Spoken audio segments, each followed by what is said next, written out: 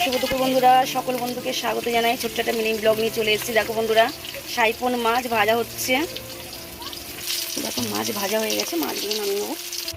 মাছ ভাজা হয়ে গেছে, দিয়ে দেবো পেঁয়াজ কুচি রেখেছি, আদা রসুনের পেস্ট আছে, কাঁচা লঙ্কা কুচি নিচ্ছি, আর এদিকে আছে সর্ষে বাটা। আর সর্ষে বাটা দিয়েই মাছটা বানানো হবে। দেখে নাও বন্ধুরা, পেঁয়াজ ভালোভাবে ভাজা হয়ে গেছে, অল্প করে দুটো কাঁচা লঙ্কা দিয়ে দিচ্ছি, দিয়ে দেবো এবার আদা রসুন বাটা। দেখো বন্ধুরা, পরিমাণ মতন হলুদের গুঁড়ো দিয়ে দেবো, অল্প করেই দেবো, কারণ সর্ষেতে হলুদের রং কেটে যায়। আর অল্প করে কাশ্মীরি লঙ্কার গুঁড়ো দিয়ে দেবো হালকা করে। ঝোল ফুটে গেছে, দিয়ে দেবো সর্ষেটা পেস্ট করে রেখেছি, ওটা দিয়ে দেবো। দেখো বন্ধুরা, ঝোল ফুটে গেছে, মাছগুলো দিয়ে দিয়েছি, কিছুক্ষণ ফুটবে। দেখো বন্ধুরা, মাছের ঝোল ফুটে গেছে, এবার দিয়ে দেবো কিছুটা ধনে পাতা, দিয়ে নামিয়ে নেবো। দেখো বন্ধুরা, মাছের ঝাল কমপ্লিট হয়ে গেছে, নামিয়ে নিয়েছি।